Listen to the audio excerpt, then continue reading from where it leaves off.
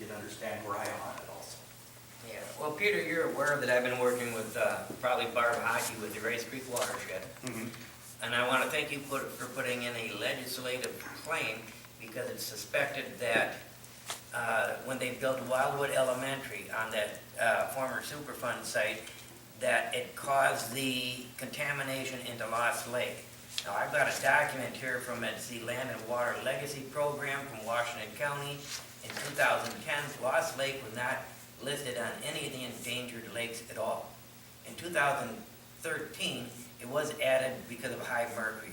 And the only thing that happened between there and that time was they put in a school on a dump site, they ran through contaminated soil and provided a raceway down to Lost Lake. Now, I know that's Torrance deeded property, and I am aware that the legislative claim was turned down because they said that the Met Council is not a state agency.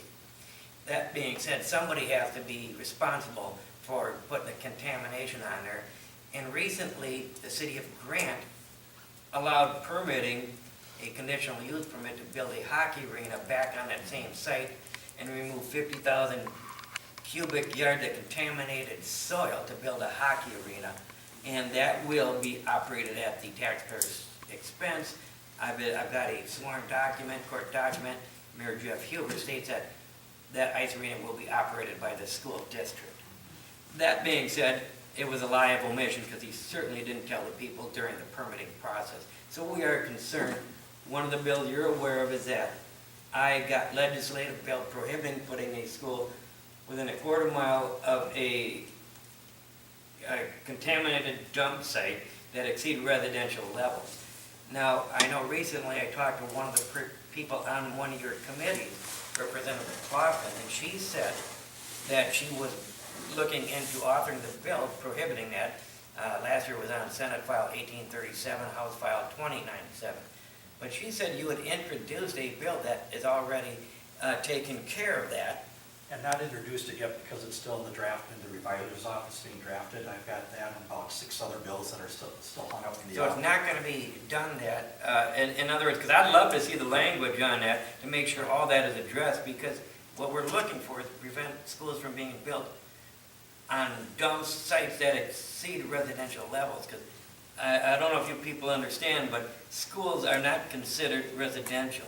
So if it takes 10 parts to stop you from building a house of contamination, it would take 100 parts because schools are considered industrial. You have to be 10 times more toxic before they take an interest in it. And your kids should be as safe at school as they are at home. So I'd ask if you would author that bill. In the past, I've come right to your office. If you'd consider authoring that bill, I have talked to Representative John Purcell. He says he will hear the bill in committee. He's the Natural Environmental Chairman. He says he will hear it. I need a chief author. I'm going to ask you right up front, will you author that bill next session? If it's the same bill that you brought to us in past years, where Representative Gene McGenius, who is one of the people that I follow, listen closely on the environment, she's not been interested in the bill and says there are some problems with the bill. What she had recommended, and that's the bill that I've got going right now, is that that the MPCA make a priority that around any dump site that is within a quarter mile of the school or a public well, that they make sure to install their monitoring wells, make that a priority so they can see if there are any issues occurring in there. And one of the things that she pointed out to me is that in some instances, when you take a look at within a quarter mile, there's a lot of schools in Minneapolis that when they were originally built were next to what was contaminated sites. And so many of the schools in Minneapolis are automatically going to fall into that category, even though there's been some cleanup that's happened on those sites. A lot of schools are within a quarter mile. So she also expressed reservations on how that would apply in those kind of situations. I've got a national database that says we basically have 11. Mahtomedi, I made it the dirty dozen. California is the #1 violator in the state or in the country. Minnesota's #2. And Rice Creek Watershed is still issuing permits without an environmental impact statement. Although the Bay West suggested, it said, putting that school on top of that dump site will, #1, put the construction workers in an inherent risk and all future occupants of the building. They recommended an environmental impact study, and the city of Grant, our leaders, failed to ask for an impact study. So if you're relying on the Minnesota Pollution Control Agency, you're relying on a failed failed organization. They've only thought that dump was 15 foot deep. It wasn't until they violated the covenant and established that it's 30 foot deep. So you cannot rely, because do you understand that the Minnesota Pollution Control Agency relies on the school district to provide the documentation? They hire Landmark, and I got the documentation. Why use Landmark? Because we don't use factory styles. We customize them to get the permitting needed. I'm telling you right now, if there's known toxins out there that exceed residential levels, nobody, and all it says is they have to give annual notification. Doesn't say they have to take the school down, but that person that's got a kid with a compromised immune system has a right to know that they're in a contaminated area. And it only talks about, right now, we're looking at about a dozen schools. Actually, the Senator Lane, who 6 of those are in there, actually the majority of all those are in the Rice Creek watershed, and they're still permitting to allow a hockey rink to be built. And all you have to do is take out 50,000 yards of contaminated soil, and it also says that it will, has an inherent risk to your current water supply. And where is it? They're going through contaminated soil, open up a raceway. That's how Lost Lake got added as high mercury. The county had, there's only 2 lakes in the county that were listed for high mercury. Lake Jane, which the county opened up its own dump and contaminated it within 6 years, and Tanner's Lake.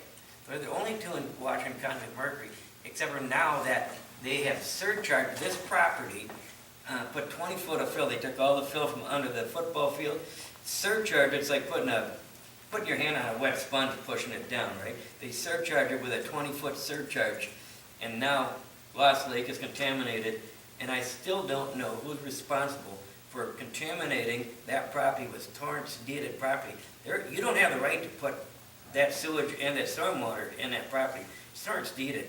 So I don't know if you're doing anything more for Mr. Dewuski to ensure that he is compensated. There's several paths that are going on right now. I've got one of my interns, and this is basically all he's been doing since I haven't come on in January. He's doing a lot of research. I talked to him. I brought him this documentation. I don't know if he's shown it to you. No, yeah, he's shown me the documentation. And first of all, in terms of going back to the mercury, is the reason it didn't show up before 2013 is because throughout the state of Minnesota, Board of Soil and Water was charged with going through and establishing standards for all the lakes. They had a 10-year process to go through every lake and water body in the state of Minnesota to find out where they were for impairments, whether it's nitrates, mercury, or other impairments that are in process. Sulfates are another one that comes up that we see, particularly in the northern part of the state. And the reason it did not show up as mercury impaired before 2013 is because the first time that they've gone through was back in 2012, is when they went through and did the testing for what the water was. And if I remember right, at the same time, also White Bear Lake shows up as impaired for mercury at the same time. When they take a look at it, they feel it's with the other lakes that have been listed as impaired for mercury, it's been more of an air discharge that's coming through there. Now, one of the things that's been interesting that one of the people that visited me this year mentioned is one of the things that can have an impact on how quick mercury gets absorbed into the food system is the presence of sulfates within the waters.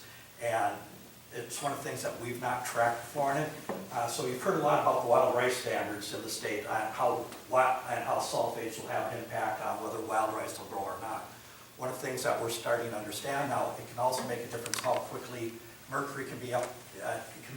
Sulfates cause the mercury change its form so that it can be absorbed by aquatic creatures, and that's how it makes its way up the food chain. And so that's one of the things that has happened in the process. And so as we're learning more about the interactions, we're learning it may not just be mercury, but also what are the sulfates. And that's one of the things that they're going back and start looking at is why are some lakes showing it, why others are not, and taking a look at what is the correlation now between the sulfates that might be in some lakes versus others, and how is that interacting and some of the interactions that are occurring. So those are some of the things that, as we've been doing some of the work, and this is some of the stuff that my intern has been pulling out there. I met with your intern, and you understand that Lost Lake does... He lives right on Lost Lake. Yeah, and, so and it overflows into White Bear Lake, so it's Yeah. not surprising that White Bear would also show it after Lost Lake found out that it had it. Because all the other, I don't know how these other 30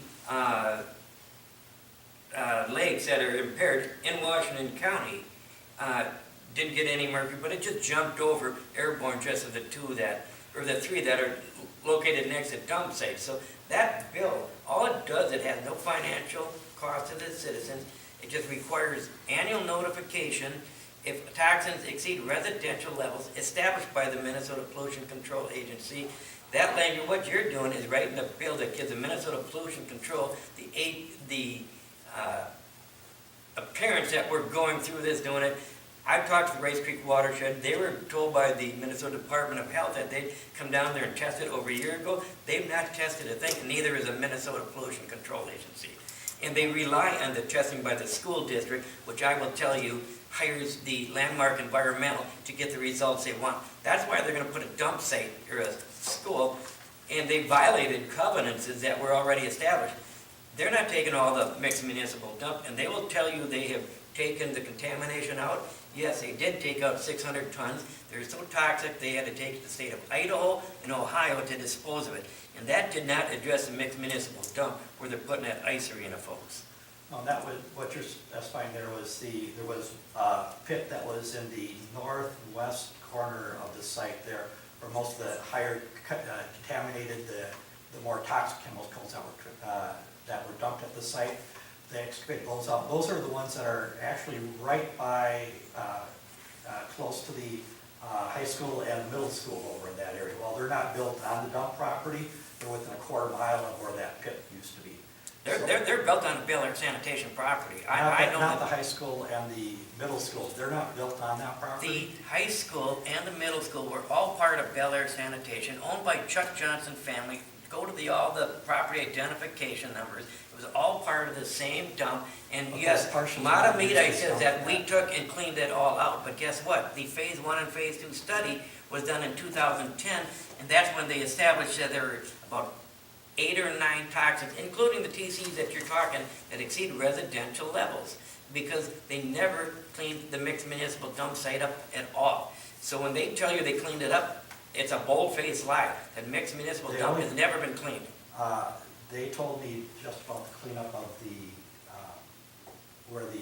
Where Gopher Oil was, and the PCBs from where NSB dumped all their where the- transformers, and where 50,000 NSP containers, did. yeah.